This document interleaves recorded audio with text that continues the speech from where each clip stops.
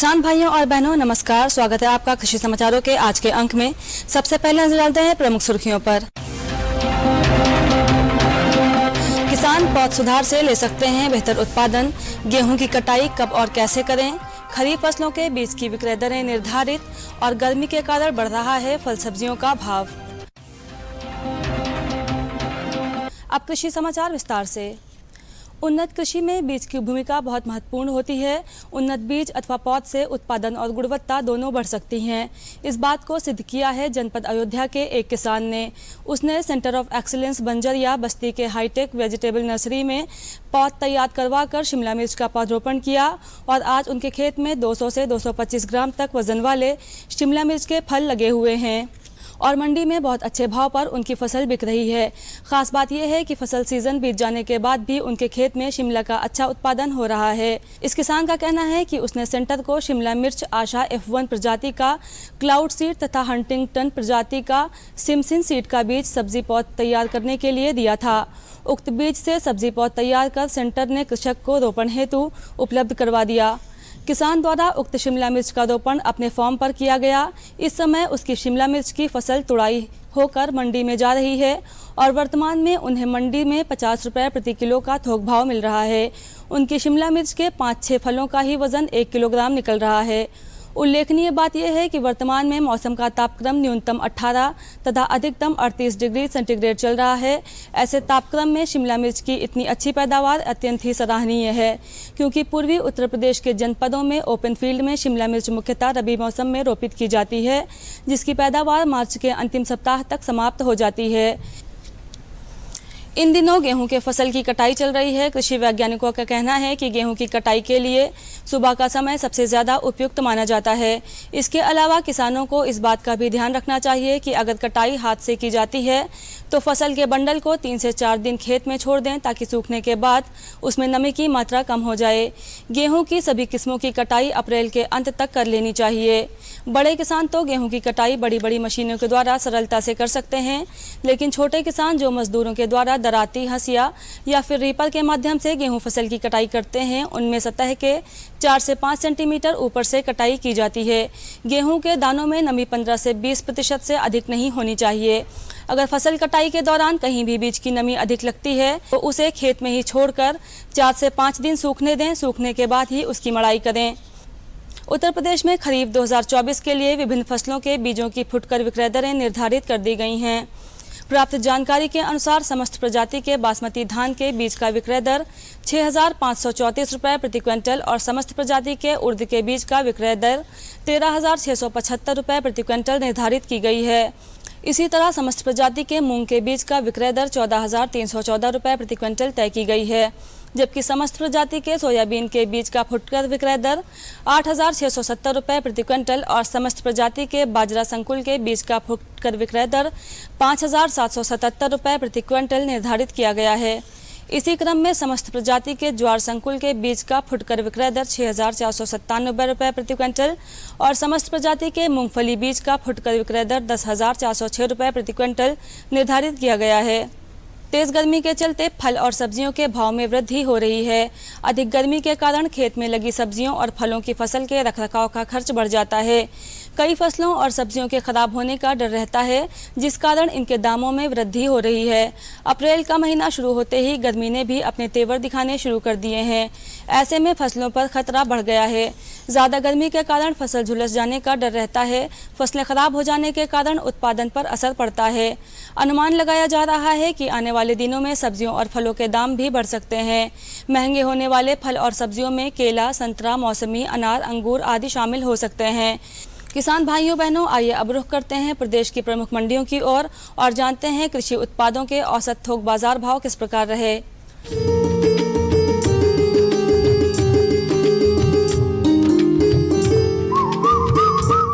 गेहूं का भाव लखनऊ में 2,460 रुपये प्रति क्विंटल, अयोध्या में 2,325 रुपये, कानपुर में 2,400 रुपये और गोरखपुर में 2,325 रुपये प्रति क्विंटल रहा। चावल का भाव लखनऊ में 3,100 रुपये प्रति क्विंटल, अयोध्या में 2,890 रुपये, कानपुर में 2,950 रुपये और गोरखपुर में 2,965 रुपये प्रति क्विंटल रहा। आलू का भाव लखनऊ में 1550 रुपये प्रति क्विंटल, अयोध्या में 1450, कानपुर में 1550 रुपये और गोरखपुर में 1550 रुपये प्रति क्विंटल रहा। तो किसान भाइयों और बहनों, ये थे आज के कृषि समाचार और मंडी भाव। आइए अब जानकारी लेते हैं केले की वैज्ञानिक खेती के विषय पर।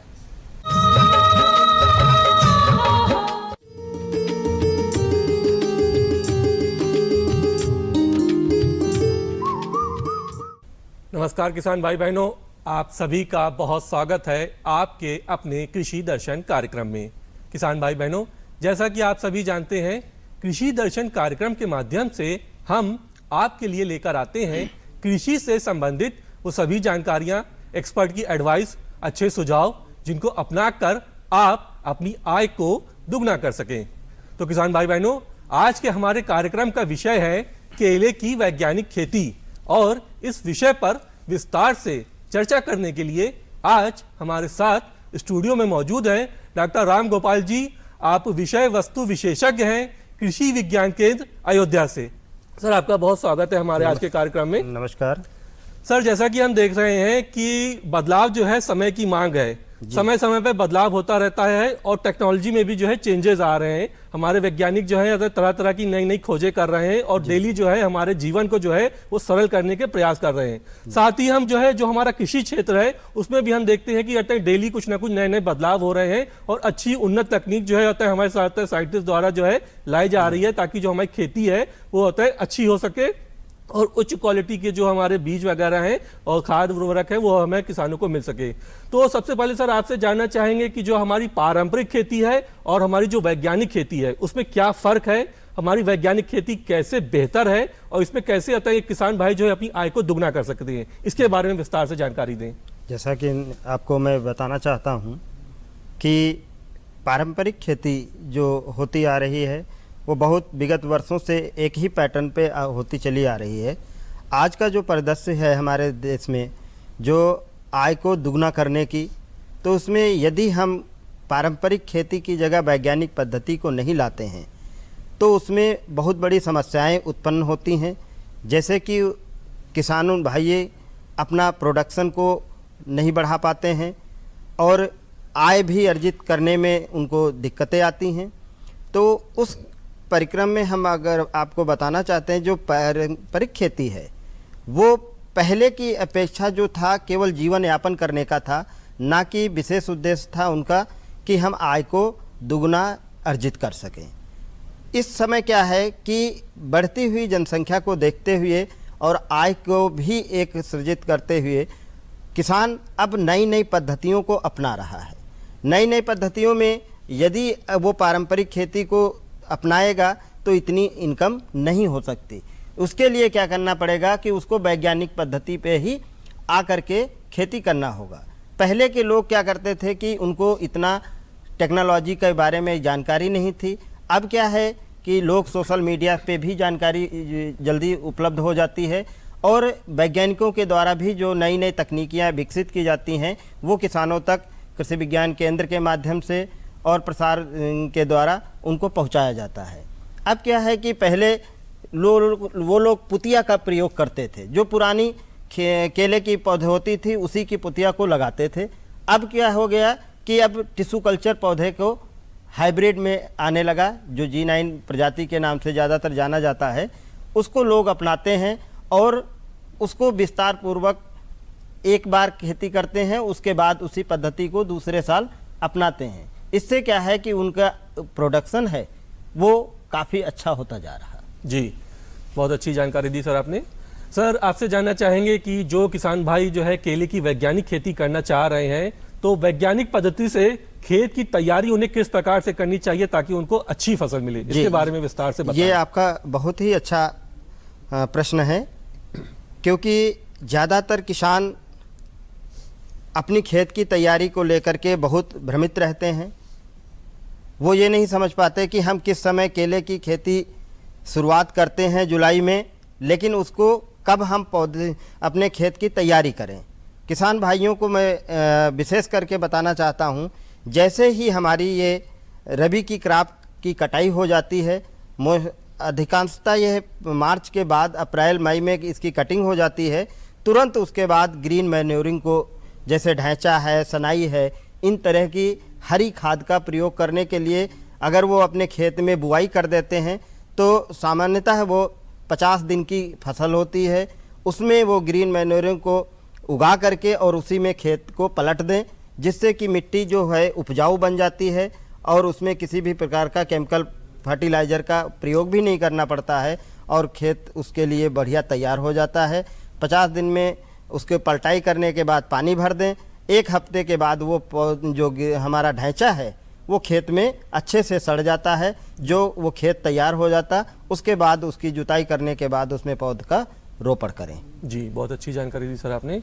सर, आपसे जानना चाहेंगे कि केले की खेती में फर्टिलाइजर का जो है हमें कितना प्रयोग करना चाहिए, कितनी मात्रा में करना चाहिए और उपयोग करते वक्त क्या सावधानियां बरतनी चाहिए, इसके बारे में बताएं। होता क्या है कि लोग, जैसे टिश्यू कल्चर जो पौधा है जी, ये ऑलरेडी जो तैयार किया जाता है, ये कल्चर मीडिया में तैयार किया जाता है। इसको न्यूट्रिएंट के माध्यम से ही जब हम पौधे को तैयार करते हैं तो इसको भोजन मिल जाता है पहले ही। ये निकलने के बाद जब हम खेत में रोपाई करते हैं, लोग सामान्यतः उसमें फर्टिलाइज़र का उसी समय ज़्यादा प्रयोग करते हैं। ये गलत है जी। मैं वैज्ञानिक तरीके से जो हम लोग क्योंकि पर चर्चा कर रहे हैं, उसमें इनको करना क्या चाहिए, पौध लगाने के पहले हम लोग ग्रीन मैन्योरिंग करवाते हैं या हम FYM जो गोबर की खाद होती है सड़ी हुई, उसको खेत में पलटा करा करके मिक्स करा देते हैं और गड्ढे को हम बनाते समय उसी में वर्मी कंपोस्ट या इसको डाल करके पौधे को लगा देते हैं। इसमें हम कोशिश ये करें कि हम 30 दिन तक किसी भी प्रकार का फर्टिलाइज़र का प्रयोग ना करें, क्योंकि ऑलरेडी इसमें न्यूट्रिएंट होता है। 30 दिन के बाद इसमें 10-10 ग्राम आप NPK जो है उसका स्प्रे कर सकते हैं, 19-19 का स्प्रे कर सकते हैं। तो इस प्रकार से हम उसमें फर्टिलाइज़र को अपनाएं कि 1 महीने तक हम किसी भी फर्टिलाइज़र को अवॉइड करें और उसमें हम फंजीसाइड वगैरह का स्प्रे करते रहें, जिससे कि पौधे में किसी भी प्रकार की विल्टिंग की प्रॉब्लम ना उत्पन्न हो। जी सर, अक्सर हम देखते हैं कि केले की खेती में अनेक प्रकार के रोग लग जाते हैं, जिनमें से एक प्रमुख है पनामा विल्ट। इसके बारे में बताएं कि क्या रोग होता है, किस प्रकार से ये फैलता है और इसके बचाव के क्या उपाय होने चाहिए। आपका जो क्वेश्चन है ये बहुत महत्वपूर्ण है, चूँकि पनामा विल्ट एक ऐसी महामारी बीमारी है। मैं कि सभी किसान भाइयों को बताना चाहता हूँ कि ये एक लाइलाज बीमारी है और इससे जितना आप अवेयर रहेंगे उतना ही आप इस बीमारी से दूर रहेंगे। सबसे पहली चीज़ जी, जो बीमारियां लगती हैं केले में, खास करके पनामा विल्ट है और सीगाटोका है, इसके अलावा भी हमारा कॉलर रॉट है बीमारी, ये सारी बीमारियां लगती हैं। लेकिन प्रमुख बीमारी जो है हमारे भारत में इस समय जो आई है वो पनामा विल्ट है। इसमें लक्षण क्या है, हम किसान भाइयों को ये बताना चाहते हैं कि जब इसकी बीमारी का लक्षण दिखेगा तो वो पौधा ऊपर से टिप से पीला होना शुरू हो जाता, नीचे से सड़न शुरू हो जाती। कारण ये होता है कि जब पनामा विल्ट का जो ये सॉइल बर्न डिजीज है फंगस के द्वारा लगती है, फ्यूजेरियम ऑक्सीपोरम एफिस क्यूबेंस, हमारे यहाँ जो है रेस 4 बीमारी ज़्यादातर है। तो ये रूट से पेनिट्रेट करती, अंदर जाती है और जाइलम फ्लोएम के थ्रू जो हमारा खाद्य पदार्थ ऊपर भेजने को होता है वो ब्लॉक हो जाता है बीच में। इसकी वजह से क्या होता है कि इसमें जब खाद्य पदार्थ ऊपर नहीं जाएगा तो पौधा सूखना शुरू हो जाता है और ऊपर टिप से लेकर नीचे तक पौधा पीला हो जाता है। फिर इसमें जब सड़न उत्पन्न हो जाती है तो पौधा जमीन पर गिर के धराशायी हो जाता है। इससे क्या होता है कि आसपास के जितने उसके पौधे लगे होते हैं वो सारे के सारे इन्फेक्टेड हो जाते हैं।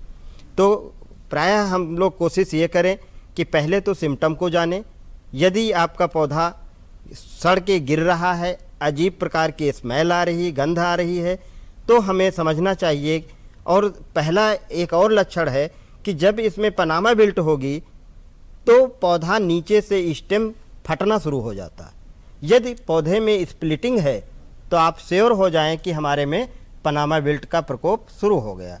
इसके अलावा लोग भ्रमित हो जाते हैं कि जब कॉलर रॉट की बीमारी आती है तो उसमें भी लोग सोचते हैं कि पनामा बेल्ट है, लेकिन उसके में भी पीला होता है।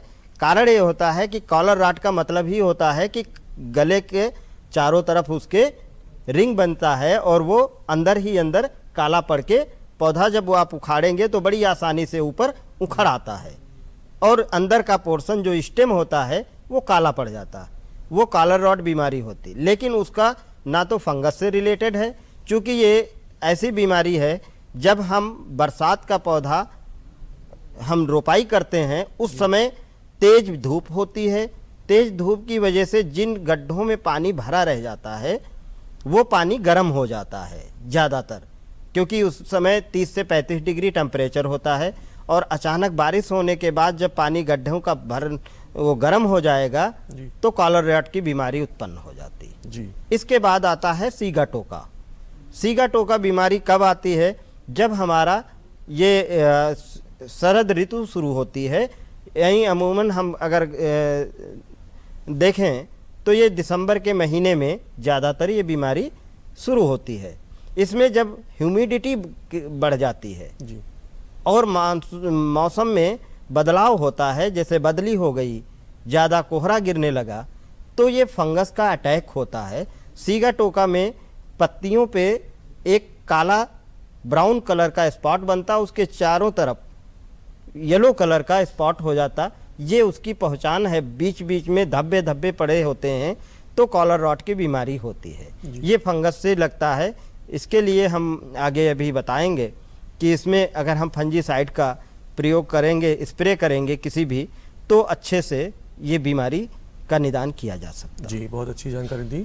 सर, आपसे जानना चाहेंगे कि खेत की तैयारी करने के बाद जब हमारे किसान भाई आता है टिश्यू का चयन करते हैं, उस वक्त उन्हें क्या विशेष सावधानियां बरतनी चाहिए? जी, मैंने अभी आपको बताया एक पनामा बेल्ट के बारे में। जी जी। कारण ये होता है कि यहाँ के लोकल जितने भी नर्सरियाँ उगाते हैं, अनसर्टिफाइड नर्सरियाँ होती हैं, वो क्या करती हैं कि लोकल टिश्यू कल्चर का जो सकर्स का सिलेक्शन होता है, उनको ये नहीं पता होता है कि यहाँ पर इस खेत में बीमारी है।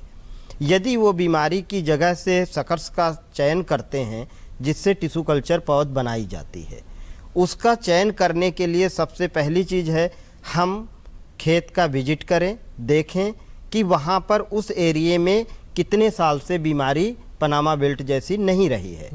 उन जगहों पर जा कर के और पहले प्लॉट का सिलेक्शन करें, फिर उसमें सकर्स का चयन करें। उन्हीं से जब पौधे तैयार करेंगे तो आपका डिजीज फ्री पौधा होगा। यदि आपने कहीं से दूसरी जगह से, ऐसी जगह से उसका सिलेक्शन कर लिया सकर्स का, तो होता क्या है कि अमूमन लोग बिजनेस के पर्पस से अपना बिजनेस बढ़ाते हैं, लेकिन किसानों का नुकसान बाद में होता है जब वो बीमारी ग्रसित पौधों से वो सकर्स का टिश्यू कल्चर प्लांट तैयार करते हैं अपनी लैब्स में, और लैब में पौधा तैयार करने के बाद जब हार्डनिंग करके किसान को उपलब्ध कराते हैं तो ये बीमारी जो है लगभग 60 दिन के बाद ही दिखाई पड़ती है। तो उससे किसानों को लॉस बहुत होता है। और अगर एक बार बीमारी आपके खेत में आ गई तो ये मान के चलिए कि आप 10 से 15 साल तक उस खेत में पैथोजन रह जाता है, जिससे वो बीमारी जाने में मुश्किल होता है और किसान का पूरी की पूरी फसल नष्ट हो जाती। तो खास करके सर्टिफाइड कंपनियों से ही टिश्यू कल्चर पौधे का चयन करें। इसके अलावा हम लोगों के द्वारा कृषि विज्ञान केंद्र के माध्यम से भी पौधा दिया जाता है, उसमें भी हम टिश्यू कल्चर पौधा खुद अयोध्या से हार्डनिंग करके किसानों को उपलब्ध कराते हैं हर साल। यानी कि सर्टिफाइड जगह से ही केवल हाँ, वही से पौधा का चयन करें, लोकल नर्सरियों से पौधे का चयन ना करें। सर, आपसे जानना चाहेंगे कि जो किसान भाई हमारे आते हैं वैज्ञानिक पद्धति से आते हैं केले की खेती कर रहे हैं, तो उन्हें सिंचाई का जो है कौन सी पद्धति आता है इस्तेमाल करनी चाहिए ताकि कम से कम पानी का इस्तेमाल हो, वेस्टेज ना हो? और साथ ही क्या सर हम ये भी जानना चाहेंगे क्या उसमें कोई अंतर फसली हम ले सकते हैं साथ में केले के, ताकि हमारी जो आय है वो बढ़ सके? जी, ये आपका बहुत महत्वपूर्ण क्वेश्चन है, क्योंकि आप अभी तक जान रहे हैं, देख रहे हैं कि हमारे देश में जल बचाओ अभियान चल रहा है। जी। इसके साथ साथ किसान भाई पानी की समस्या से बहुत ज़्यादा ही प्रभावित हो रहे, उससे दुखी हो रहे हैं, क्योंकि पानी की कमी पड़ रही है।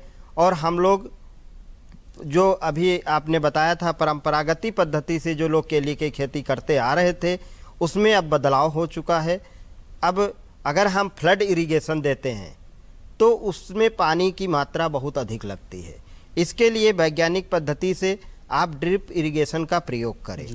इसमें क्या है कि जहां आपके पौधे को जितनी ज़रूरत है उतनी आप पौधे को आप पानी टपक सिंचाई के माध्यम से दे सकते हैं। इसके अलावा हम अगर अन्य जगहों पे फ्लड इरिगेशन से अगर हम खेती पानी देते हैं तो होगा क्या कि खरपतवार की समस्या बहुत ज़्यादा उत्पन्न हो जाती है, जिससे बार बार आपको हर महीने 1.5 महीने बाद आपको जुताई करनी पड़ती खरपतवार की वजह से। इससे आपका जो पैसे का वेस्टेज है वो बचेगा। पानी की कमी जो आपको हो रही है वो आप ड्रिप इरिगेशन के माध्यम से बहुत सा पानी आप बचा सकते हैं और कम लागत में अधिक आप उत्पादन भी ले सकते हैं, क्योंकि ड्रिप इरिगेशन एक ऐसी सिस्टम है जिसके द्वारा आप टपक सिंचाई से आप हमेशा उसको बूंद बूंद करके सिंचाई करते रहेंगे तो पौधे को हमेशा नमी बनी रहेगी और पौधे को बढ़वार में बहुत आसानी हो जाती। इसमें 2 से 3 महीने का अंतर हो जाता है हार्वेस्टिंग में। यदि आप फ्लड इरिगेशन से खेती करते हैं तो आपका लगभग मामूमन ये मान के चलिए 13 से 14 महीने में हार्वेस्टिंग होती केले की। यदि आप टपक सिंचाई से करते हैं तो अभी जैसे मैं गुजरात से लेकर के यहाँ तक मैंने विजिट भी किया, उसमें देखा कि लोग जो किसान ड्रिप इरिगेशन का प्रयोग करते हैं तो 1 से 2 महीने उनको हार्वेस्टिंग पहले हो जाती, तो इससे उनको अच्छा रेट भी मार्केट का मिल जाता है। वो पहले अन्य किसानों की अपेक्षा पहले अपना उत्पादन करके हार्वेस्टिंग कर देते हैं, तो उससे उनको उत्पादन में अच्छा इनकम हो जाती। इसके अलावा साथ साथ में उनके पानी की बचत भी होती है जी। तो ये पद्धति सबसे अच्छी वैज्ञानिक है कि हम उसका प्रयोग करेंगे तो खरपतवार नियंत्रण से लेकर के पानी के बचाव तक कर सकते हैं। जी सर, आपसे जानना चाहेंगे कि टिश्यू जो हमारे किसान भाई लेते हैं उसका शोधन जो है उन्हें किस प्रकार से करना चाहिए। ये एक बहुत अहम मुद्दा है, तो इस पे आपसे डिटेल में जानकारी। टिश्यू कल्चर का पौधा जो किसान भाई लेते हैं इसके लिए मैं उनको बताएंगे कि सबसे पहले तो जो टिश्यू कल्चर पौधा होता है ऑलरेडी टिश्यू कल्चर के द्वारा जो तैयार किया जाता है उसमें रोग लगने की संभावनाएं कम होती हैं। फिर भी खेत में जब लगाते हैं तो ट्राइकोडर्मा जो आता है वो ICR फ्यूजिकांट के नाम से भारत सरकार की तरफ से जो ये केंद्रीय उपोष्ण बागवानी संस्थान है, यहाँ पर ICR फ्यूजिकांट करके एक दवाई बनाई गई है जो पनामा बेल्ट को रोग रोधित करने के लिए ही बनाई गई।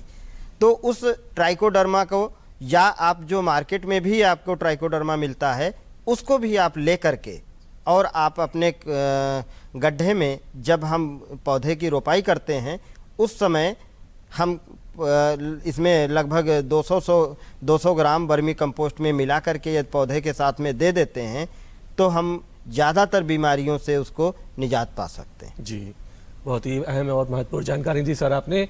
और सर, आप अपना कीमती समय निकालकर हमारे स्टूडियो आए और हमारे दर्शकों को केले की खेती के संबंध में इतनी महत्वपूर्ण और अहम जानकारी दी, इसके लिए आपका बहुत बहुत आभार, धन्यवाद। धन्यवाद।